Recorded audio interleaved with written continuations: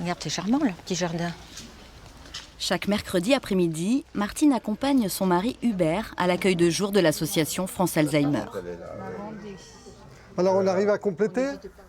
Pendant que son mari est occupé, elle peut souffler quelques heures. À 80 ans, Martine sent bien que le quotidien avec un malade d'Alzheimer commence à l'épuiser. Ça demande d'être sur le qui-vive sans arrêt.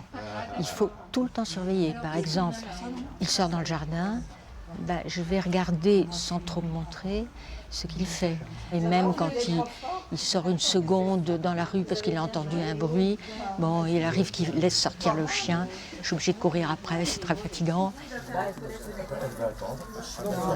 peut venir aussi, viens avec nous, on va faire le tour du jardin. Sans sa femme, Hubert est perdu. Elle est son repère. Diagnostiqué Alzheimer il y a 8 ans, il est très angoissé.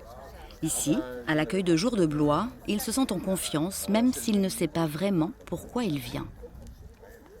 Pour l'instant, je ne suis pas malade. C'est pas une maladie pour vous. Oui, ça c'est très C'est net. important, Voilà, c'est important pour vous. oui. Donc, comment vous vous sentez? Qu'est-ce que... Je me sens pas mal. Voilà. Tu t'énerves un peu quand même quand il y a des choses que tu n'arrives pas à faire. Quand tu ne sais plus où trouver quelque chose, ça t'énerve. Ah oui, mais bien sûr, mais il y a toujours des choses comme ça. Oui, très bien. Le Loiret. Au fur et à mesure des années, les centres d'intérêt s'effondrent et on ne sait plus très bien comment occuper la journée.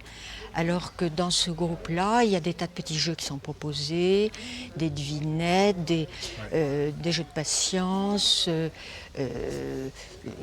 Quelquefois, quand j'arrive le soir, ils sont en train de chanter ensemble. Et je pense que tout ça, c'est très stimulant. Encore une chance. Allez.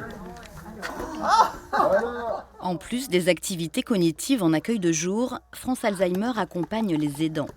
L'association leur propose des groupes de parole et des formations gratuites de 15 heures dans le cadre du plan Alzheimer. Ça permet de déculpabiliser, ça permet d'apprendre, de comprendre qu'est-ce que c'est que cette maladie, cette terrible maladie, puisqu'il faut la comparer à la descente d'un escalier. Chaque marche perdue ne remonte jamais. La personne a perdu de téléphoner, elle ne saura plus téléphoner. Donc cette formation, elle est indispensable pour les aidants. Et il y a urgence à les aider. 70% d'entre eux décèdent avant le malade. Quand l'aidant n'y arrive plus ou que le malade se met trop souvent en danger, le placement en unité spécialisée s'impose. Après 50 ans de mariage, Martine y réfléchit. Elle sait qu'elle va devoir s'y résigner et Hubert l'accepter. Car l'on croit toujours aux doux mots d'amour quand ils sont dits avec les yeux.